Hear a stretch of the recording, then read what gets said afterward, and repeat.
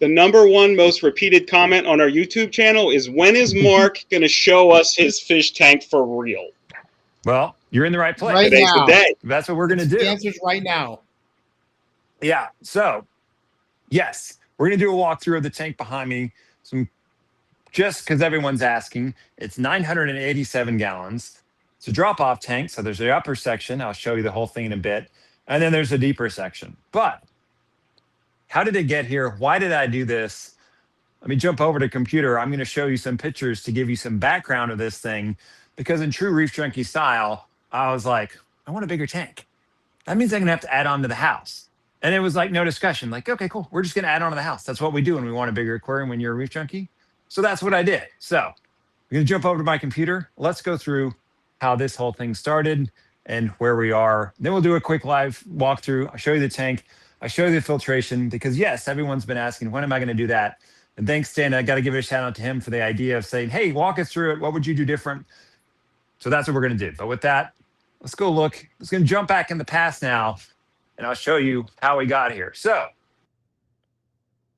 we lived in this house for 6 years, and we decided, hey, I want a bigger tank. Let's add on. So this is the back of the house. And to give you some timeline, this is February 2020. So when the whole COVID thing was just starting, we were adding onto our house, which everyone says that's a horrible idea. And it actually turned out really well because we got to do this before all the COVID pricing went nutso. So this is the back of the house. To give you some context here, this is basically Oklahoma. Shout out to Jay from Sichet who lives in Oklahoma, or any of you on the stream tonight who are who live in Oklahoma. So this little section here, this is what my wife wanted. This is the extension to the mudroom, which is here. And all of this big box is mine.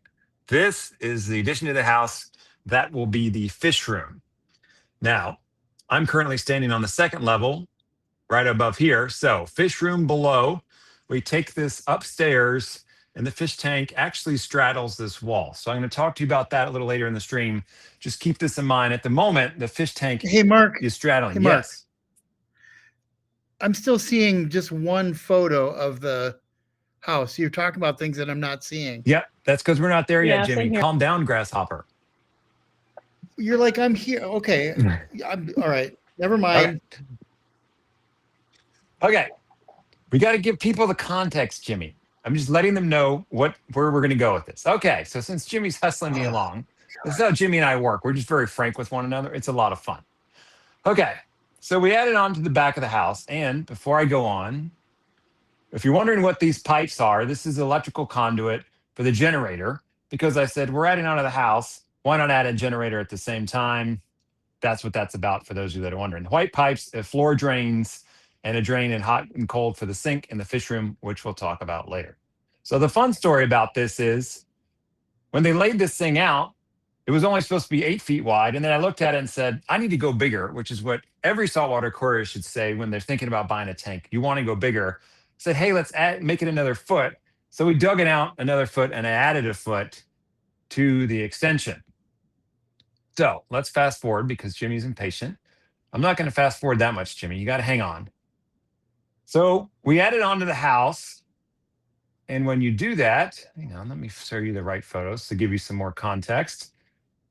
Oh, yes. We added on the house, first level, second level, and then we have to get this big tank into the house. So how do you do that? Well, you get a crane because that's the most fun way to do it of all time. And by the way, if you ever go to move a saltwater tank or any tank, or really anything, crane days are easy days. Because you say, I want that item right here, and I want you to put it over there. And if you mess up, well, it's on you because I'm not allowed to operate the crane. So at this point, you can see the back of the house was done. Fish room is down below where the bricks are. The added on bonus room is on the second story. So yes, this 1,000-gallon tank is going on the second story of my house, which means we had to put steel underneath it. But the crane showed up. And since it's a step-down tank, the tank is built on the stand and it lives its whole life on the stand. You can't put the stand up there and then put the tank up there because the tank is off balance. It would just never work. So you have to move the whole thing at once, including getting it off the truck, which you use the crane to do. So it comes off the truck. In addition, the handler pulls it off, the crane lifts it off, and then up, and away, you watch your fish tank go up in the sky around the trees and the light poles, and you just think, if anything goes wrong, there's nothing you can do. Just don't let it land on your head. Which, by the way, in the meantime, you invite out the neighborhood, and all the kids, and even a lot of the adults, thinks it's super cool as well. So the tank goes up, second story. It fits in the window, which you take out the window because you want to move in a tank. Again, this is reef junkie stuff. This is totally cool. This is what we do when you're a reef junkie. So the window comes out, the tank comes in, put it through the window, roll it in like the Egyptians did on steel pipes, and then we're going to move it in place. The tank is actually going to go right over to the right with the guy with his hand up on the tank. It's going to fit right over there, just to give you an idea of where it's going to go. So we roll it in. The crane's done at this point. Now you have to get the whole thing set in place, which we do with the combination of lift tables and duck lifts. Set the thing in place, and now you have a 1,000-gallon tank above your garage, ready to be built out and filled. So Mark, let me stop you real quick. I have a question. Yep, sure. Like, you did this in my front office, and you're like, do this, do that, do A, do B, do C. How do you know all of this? Like, where, like, get a crane, extra long forks. Like, where does this all come from? How do you know all this? It's not my first rodeo. He's making it up, Ken. He don't know. He watched it on YouTube. I looked it up on Instagram and TikTok before I did it. No, this is this stuff, dude. Like, this is serious stuff. That crane is like, that's crazy. I've been building tanks for, what's this, 2006, basically. What, 13, 15 years? I lost track. A long time. I've done plenty of tanks, started small, built up from there, and then you get a crane involved. And then when it comes time to do this, you're like, sure, no problem. I just need the crane, and you take it from there. It looks like a lot, but I've got to do it again in a couple weeks. It's just kind of second nature now. But it's a lot of fun. Good question. Okay. So let me show you what else. Of course, you have to put the drone up as well to get the crane photos. You guys have seen this. Let me show you the fish room, because I know that's what a lot of you are curious about. So this is right below, actually, where I'm standing right now. This is the addition to the house. This is the fish room when it's in its bare state. Of course, it becomes a storage room when you're adding onto your house. So I'm going to show you this live in a bit, but just kind of keep this in the back of your mind of where it was and then where it came from. So, of course, I raised and drained the floor. That way, if any water falls through there, it falls down onto the concrete floor and runs away to the drain, which is covered up with the blue painter's tape. That way, I don't have to stand in water. I don't have to squeegee water.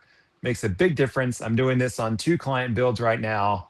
It's absolutely fantastic. Good stuff. We're going to back in time just a second. We talked about putting it over the garage. You got to put up steel.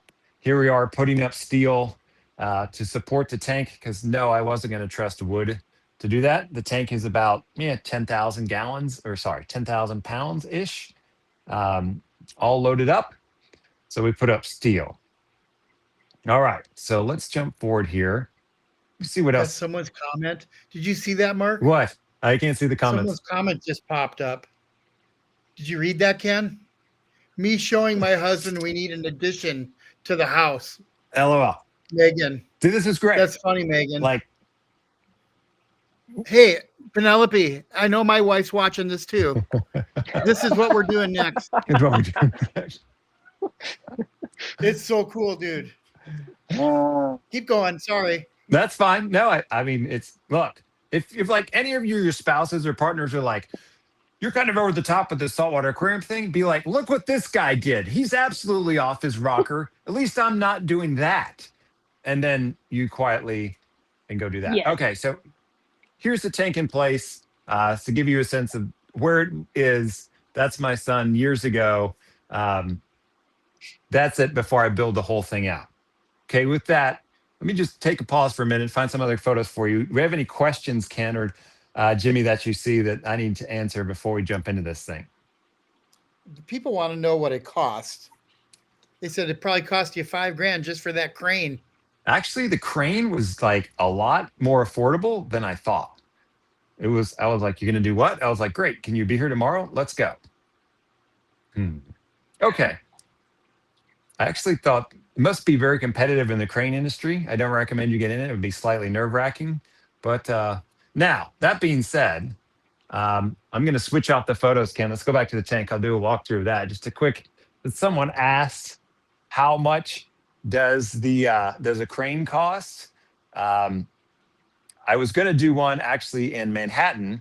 I had to take a tank up. I was going to put it on the 13th story on the penthouse of a building. Had to lift up the tank, get all these permits, all this stuff. It was like almost 6 figures just for the crane and the permitting and the engineering process. But hey, it's New York, right? Like everything's more expensive there. It was not that expensive here in Tennessee. So with that, that's the background of the size of the tank, how I got it in here. I'm going to walk you through the fish room. If you all have questions, fire them away. I can't see the comments, so I'll let Ken or Jimmy say, hey, you need to answer this one. Put me on the spot. Feel free on that. So how many pounds of live rock? Any idea? Here, switch back to the photos. I'll answer that question because I have a picture of it. I have, here we go. This many pounds of live rock. There you go. There's 60 pounds per box. 60-ish pounds per box. There's some real reef branch in there, some shelf mixed in there. At the time, the real reef arch product didn't even exist, which I wish it did, because I would have used that in the tank. Let me talk about aquascaping, Ken, because I've got some photos of that. And for those of you watching, I haven't covered this on the build show yet. So you're getting a sneak peek behind the scenes of this thing. So, like I said, I used a mixture of branch.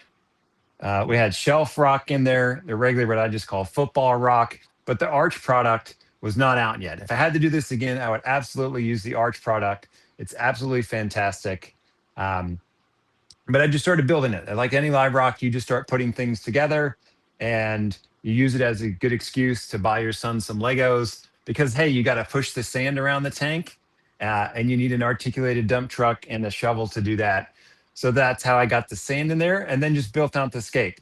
So it was all done just piece by piece, kind of felt it out what I wanted to do. But since I had a drop off, then it was fun to build out the scape and have it fall off the drop off. I'm letting you see this now because now it's covered with coral. You can't see it as much.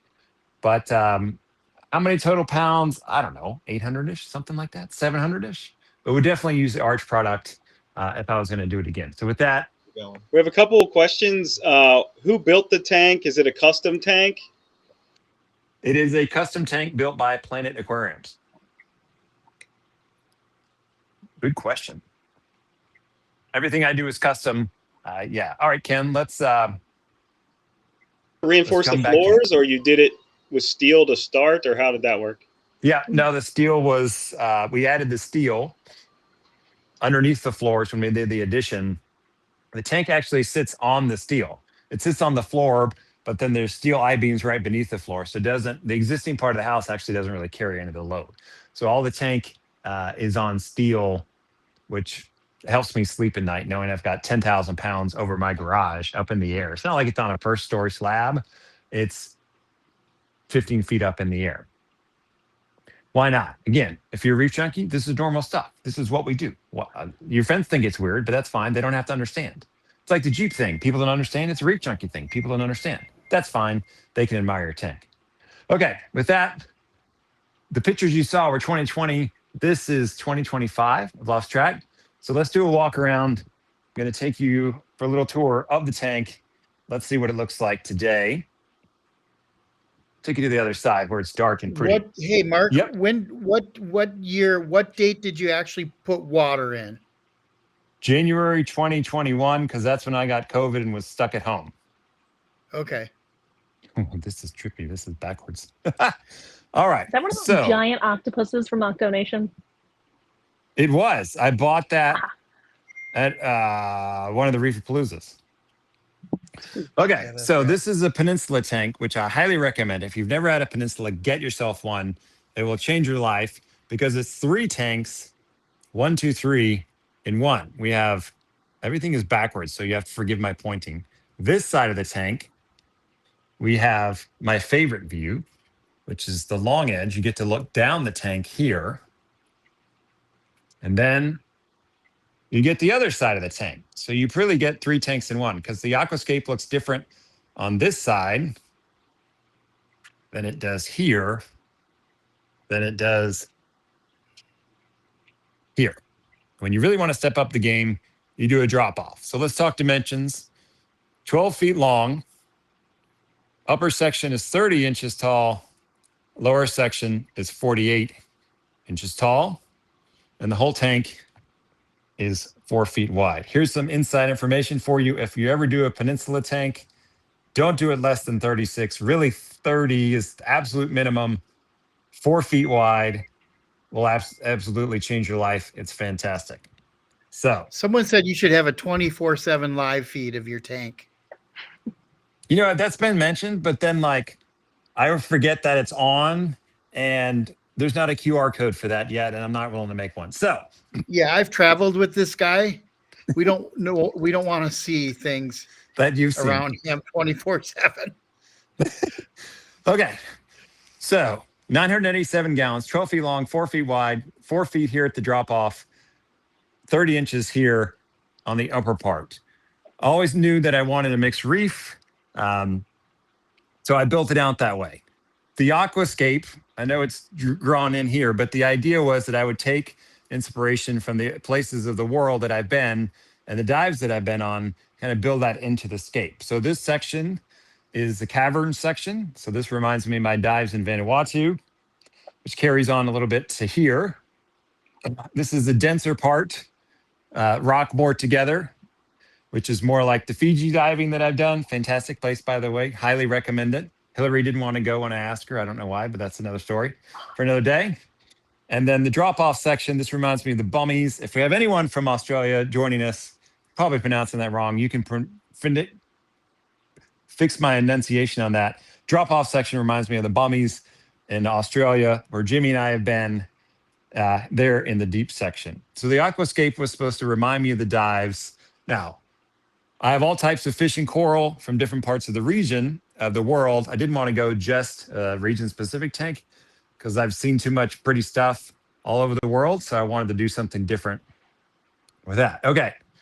So, Hey, Mark. Yes. Somebody on Facebook asked, what is your most favorite fish in there? And what is your most expensive fish in there? Okay. And I think those are questions I want to know the answers to as well. I don't have a favorite fish. I have a couple of favorites because they all have their own personalities. Some of these fish, like my blonde naso here, she's been with me for 13, almost 14 years now. So there's a lot of kind of memories with that fish. Other fish kind of gain more experience or gain higher up on the like. This is the female swallowtail. Here's the male. So these guys just started spawning. They probably won't do it tonight because I've got the lights on. They're thinking it's time to go to bed. But every night, those two get together and I watch them spawn, which is super cool. So, but this is one of my favorites. This is the first fish I look for when I come back from trips like I did today. This is a Bandit Angelfish, only available in Hawaii, collected deep about 300 feet. Since the Hawaii fishery is now closed for bad reasons, then you can't get this guy anymore. They did captive breed him for a while, but they're not captive breeding him anymore. If you wanted to pick one of these up today, you got to find one in an existing tank. No, it's not for sale. Even for you, Ken Brown, sorry, you can't have it. Probably a $6,000 fish. But he is the reason, one of the I'll main give you reasons. $7,000 for that. No, right no. One of the main reasons I have a generator is because of this guy, because I know I can't get him. He's super valuable and he's super cool. I remember the first time I saw him, they were on wholesale for $800, which I thought was a bunch of money. Still is, but now they're not available. So I'm happy I got my hands on one. So he's a favorite. What else is a favorite, Jimmy? So Another one of my favorites is this guy down here. This is an Achilles Goldrim hybrid. If you want an Achilles Tang, I don't recommend it, but I do recommend the Goldrim hybrid. It is exactly that. It's a hybrid between a white cheek and then an Achilles Tang. So they have the orange tail, yellow top line. Where'd he go? I know he's hiding. And they don't have the orange teardrop, but it's a very fun fish, very pretty fish, and they're black. They do get to be jerks, so you want to put them in last. But that's one of my favorite fishes as well. Of course, you got to have the iconic yellow Tang. That's the fish that got me into the saltwater hobby. I have two of them, captive bred. So I like supporting captive bred aquaculture when I can. That's a favorite. And then we go to this fish. Oh, well, everyone likes the pyramid butterflies. These guys, these are a reef safe butterfly, 100% reef safe. Haven't seen them on stock list for a while, but I have 5 of them cruising around the tank. But one of my favorites that's often overlooked, we did a show on it here at saltwatercurrent.com, is this little dude. This is a Roland damselfish who carves down his little territory. He actually lives over here. Actually, he lives a little over here. So he hangs out just in this territory. It's like 1 foot by 1 foot by like 1 foot. That's his whole territory. If someone comes in it, he might chase him off just to push him around, but he's not going to kill anyone. And he doesn't cruise around the tank and cause problems like other damsels. So super fun fish, really colorful. He's just got his little territory and he just hangs out there. So if you're looking for a damsel, that's fun. These guys are fun. I have 4 of them in the tank. That's a cool fish that's often overlooked. So there you go, Jimmy. What do you think? Did I answer that question all right for you, buddy? You Yeah, approve of this? that's pretty awesome. I thought you didn't like damsels. Only these guys. See, here's another one. I got another one right there. It reminds me that my fish Cheese does the same thing. He's got one little home he hangs out in. Yep, that's all they do, which is another reason they're cool. Like you can come and you know where they're going to be, and they come out and look at you and you look at them, but he doesn't wander around the tank. They all build their little territory. He's looking at me. He's like, what are you doing? Because that's their little hangout. Okay. So someone did ask, and I'm sorry I scrolled through and I missed it. And I know we'll get to it because you're going to give us a more technical tour. But because you're there by the drop-off, someone wanted to know what lights are you using there by the drop-off and what kind of par are you getting at that depth? Did you need a special light? Because it's most of us don't have a tank that gets that deep. Yes. So no idea about par readings in the tank. I don't get caught up in numbers. I just look at its coral and go, is it growing? Yes. My tank parameters are good. How come you measured par in my tank then? Because I wanted to teach you. It's like the abacus in grade school, Jimmy. Remember when you're in grade school and you used an abacus? You had to learn how to use the abacus before you could learn to do it longhand in a calculator, and then you can move on to the big stuff. So we were teaching you the basics. That's why. But to answer the rest of your question, tank is lit by, I don't even know how many I have now, 8 EcoTech Marine Radions with AI blades right next to them for supplemental. I have them over the drop-off here. They provide plenty of light. I have another 4-foot tank that in the Nashville area that I maintain for a client. It has radions, no problem getting light down to the bottom. Now we're not getting crazy par, but we're getting enough to keep these hammer corals happy, keep the recordias happy, keep the chalice happy.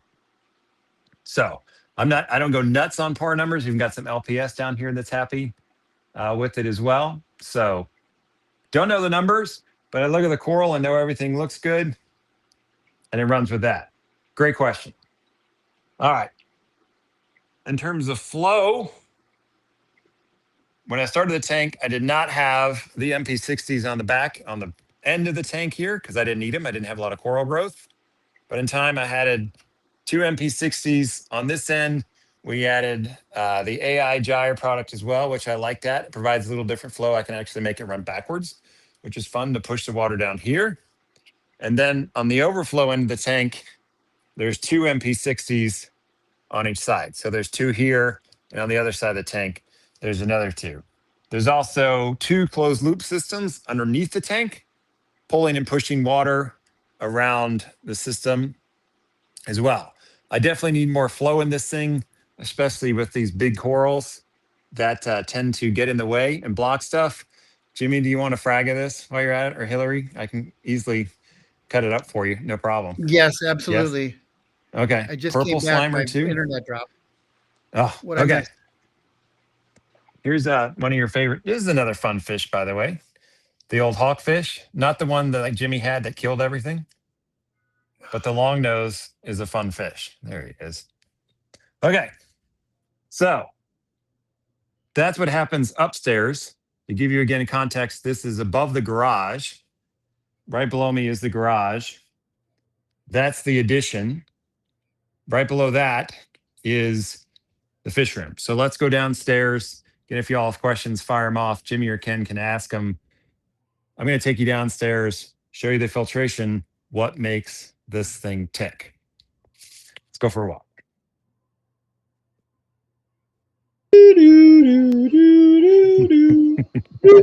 We need a screen for that, right? Okay. Back to the garage. Blow out the wall. Ta-da! Fish room. Give you all context.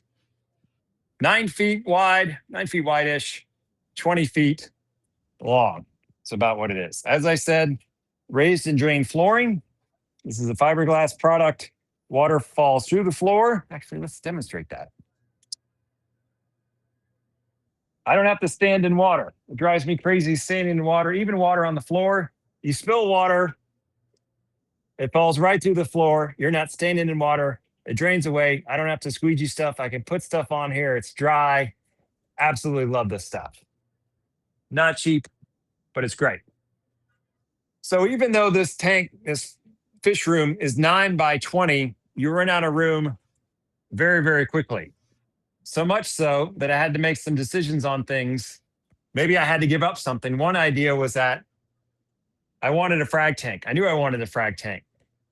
But by the time I put in the frag tank, put in the sump, I'm really out of room on this wall because of the door.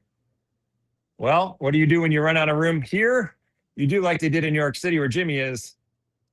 You go up. I knew I wanted a refugium as well. So the refugium is bolted to the wall as well as bolted to the ceiling. It's actually bolted to the steel that holds up the tank as well, so that this is out of the way. So underneath it, I can have a frag tank.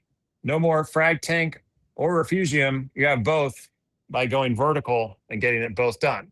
Great use of space. I've done this for a couple clients. I'm going to do that a couple more times this year by putting the refugium. So to give you some idea, again, the tank is upstairs. It's actually kind of over here. So the water comes out through the overflow. And instead of bolting it onto the ceiling, I ripped out the drywall, put it up in the ceiling. The pipes run hidden up in the ceiling, and then they come down there. These are the drain lines. So the water comes out of the tank, drains into the refugium here, drains through the refugium, drains out into the roller mat, into the sump, which has integrated ultraviolet. There's 300 watts of ultraviolet sterilization and return pump Biz A400, GFO and carbon. And then this is something that's gone through a couple iterations. I had an external skimmer for a while, tried a couple of those, didn't like them, went back to what I like and has always worked, which was to put the skimmer in the sump, but the sump was already in place. And I was going to run out of room because I knew I was going to have coral, which needed supplementation in the form of a calcium reactor. I have the frag tank. I've got the sump. If the sump was bigger and went out over here to make the skimmer fit in the sump, where am I going to put the calcium reactor in this room? Because it's big on a 1,000-gallon tank. So external skimmer went away. Little sump, really just a sump for the skimmer went in. Bubble King skimmer went in, which left me the underspace for the calcium reactor underneath here. Again, when you run out of space horizontal, you go vertical. So underneath this, basically a table, is the calcium reactor. So that let me utilize the space.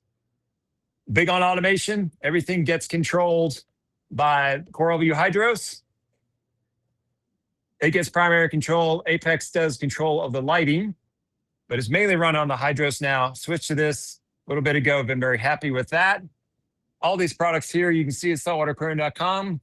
Started with the launch, XP8s, X4s, automated water testing with alkalinity at the moment. Maybe if the Maven ever comes out, then it'll get replaced. But the IV and the X10 does alkalinity testing. So I keep an eye on that. That's the automation on this side. For those of you that have been watching, yes, I have a Trident as well. I had one, had the reagents. Why not just run it? I can kind of check them against one another. If for some reason I run out of reagent in one, then the other one's running. Why not? That's all the filtration side.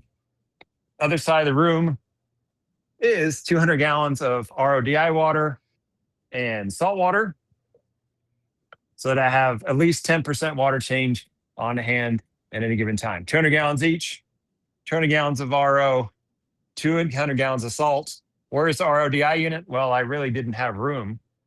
So you put it underneath the custom sink that's designed to house the unit, and a custom sink that matches the Frag Tank and the sump as well. Here's the behind the scenes. Here's the stuff you don't see on camera, because here at saltwateraquarium.com, we're actually hobbyists. We don't just live in a shiny YouTube studio where everything is shiny and clean and neat. We actually have a bunch of shit in our fish rooms. I was just thinking that, dude. Why don't you clean that place? Everywhere, Dude, it is clean. Come Look, on.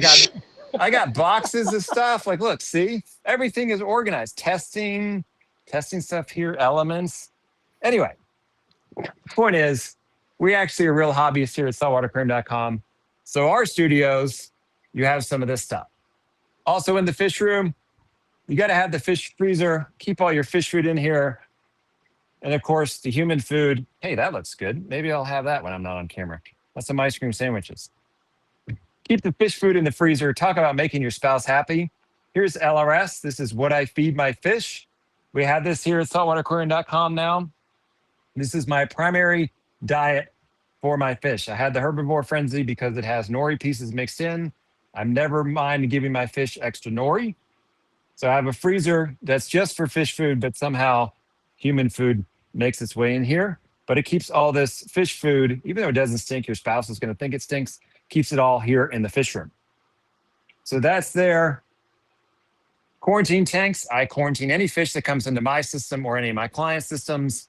These are the big quarantines. These guys, they're actually going to go into the tank tomorrow. Some more Anthias and chalk bass. They're done with their 14-day of quarantine, which I use Seachem's Cupramine product. Ta-da! Like I said, we're actually hobbyists. We're doing this ourselves and giving you all feedback. This is what I use on the tank. Insider information. If you use Cupramine, you want to use Seachem's copper test kit, because this actually can measure the copper that Cupramine is. If you use a different copper test kit, it may not be designed to measure that type of copper. So if you use Cupramine, you need Seachem's test kit as well. All right, so 2 quarantine tanks. When I have a lot of fish that I need to quarantine, I have extra tanks. These are just in storage at the moment. Those of you asking about quarantine tanks, when I'm not using them, I break them down. I'll sterilize them.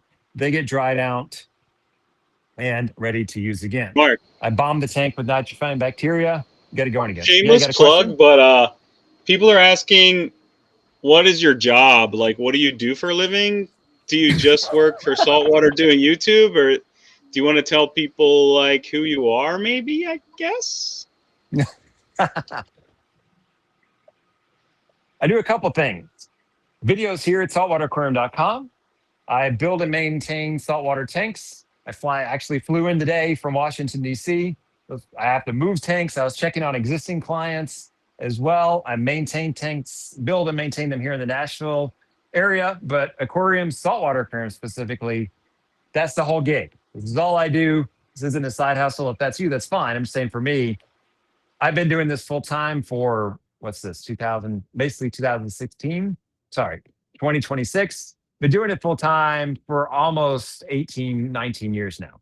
So that's the gig. Saltwater all the way. Saltwater's in my life. This is what I do for a living.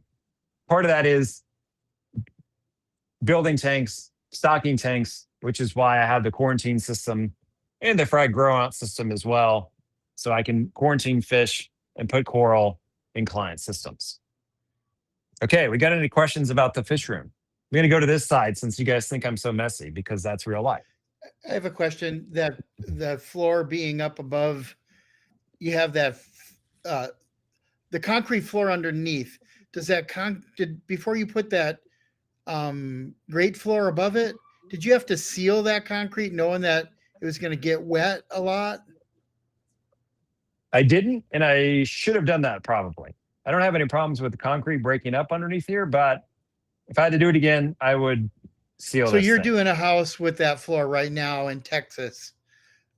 Two houses, one in Texas, one in Tennessee, and maybe we're just designing one. And I got a new client. He said, I want a 40 by 60 party garage with fish tanks. Go.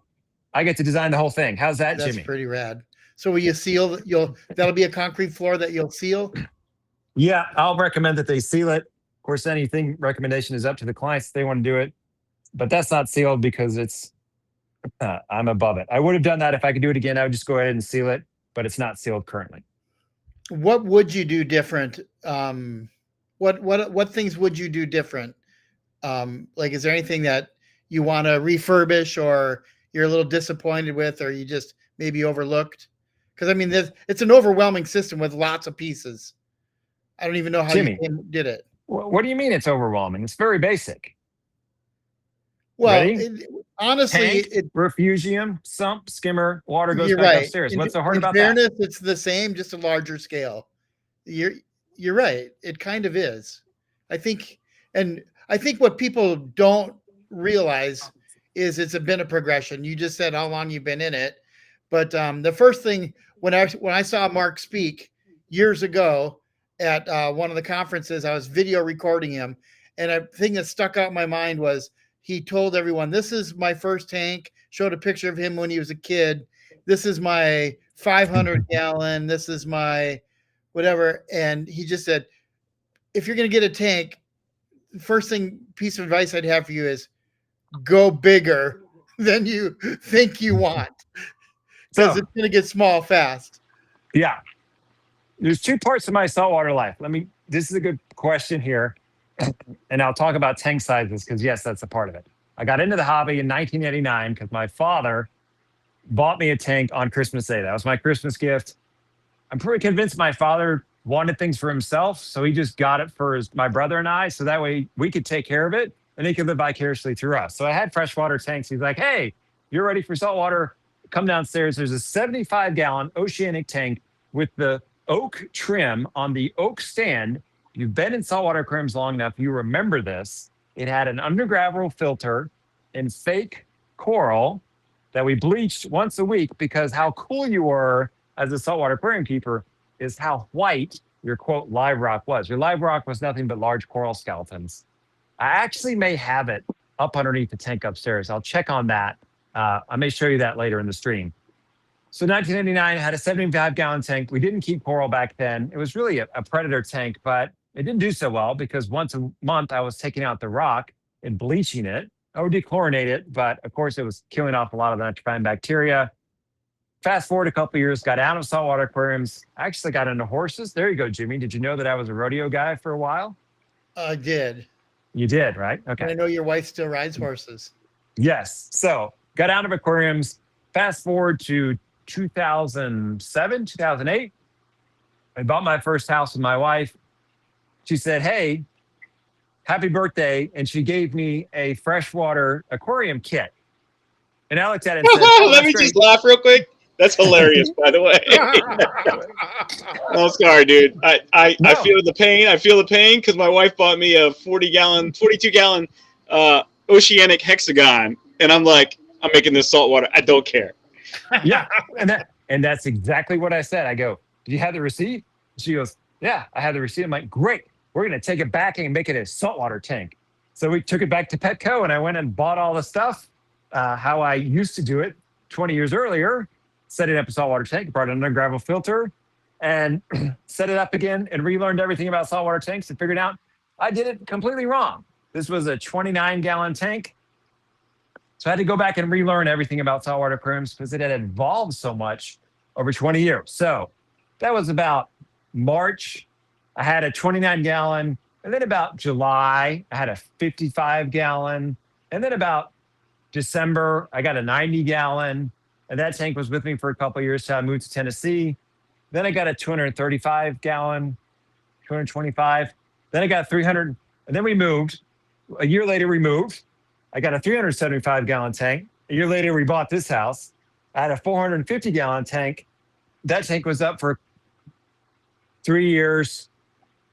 And then we added on to the house and I got a 975 gallon tank. So there you go. There's my whole saltwater life up to now. But Jimmy, the question was, what would I do different? Well, the first thing I would do different starts in here. I would make this room bigger. It's 9 feet wide right now. It's not big enough. I'm doing one that's 10 feet wide. It's pretty much big enough. I would make it longer if I could. Ideally, another foot or two this way, another 5 or 10 feet that way. If I could make it longer, that would give me a lot more room for filtration stuff. Already talked about this a little bit. Would definitely keep the skimmer internal. I would probably, in this setup, if the room was longer, I could put the skimmer in the sump, which is how I like to do it. It makes it simpler. And if this overflows, it overflows into this tank. External skimmers are just a whole ball of wax. Internal is much easier. I found they work better. So I would have changed this up as well. Oh, here's another thing. I would have put a bunch more of these power outlets. You can never have enough power outlets in a fish room. Now, one thing I did do that I like is I put one up here, off this cool little thing. That. So if I need power Dude, in the that's middle of the awesome, room, by the way. That's super awesome. I highly recommend this. This is super great. But I definitely would have put in more power outlets in the room. I did not put enough. I've got enough power. I just don't have enough outlets. You know, other than that, I would have put, there's some stuff I would have done in the tank. I would have put more closed loopholes in the tank if I do it all over again. And I would have made the drop off 6 inches longer. So the deeper section of the tank, I would have made that 6 inches longer. That's really the big things. I mean, I talked about doing the real reef arches, but when I built the tank, they weren't out yet. I played with the idea, and Jimmy, don't you dare instigate this one on me. Like maybe I rip out part of the aquascaping and put in real reef arches and kind of start over because the corals are doing so well. But It's kind of a trend these days. I know, but I'm like, I don't know that I like, because like once you start moving, here's a hint for you. If you think you want to redo your aquascape and you're like, I'm just going to move one rock, you'll never get it back to how it was. And then it's like Pandora's box. You're like, I'm going to move this one and then I'm going to move this one. And then you're like, oh, I think I'll put it back. It'll never go back how it was. And then you're like, oh, I don't like it. Now I got to move this. And next thing you know, your whole aquascape has changed when you might have even just wanted to change one section. So if I do it, Jimmy, let's do this. If I redo any of the aquascaping real reef arches, Jimmy and Hillary have to come and help me and film the whole thing. How's that? There you go. Love it. I'll be there. All right. Any other questions before I go upstairs and turn it over to Hillary with her guests about my system? I'm going to go upstairs while you all are thinking about any questions you may have. Oh, definitely put a metal door on your fish room.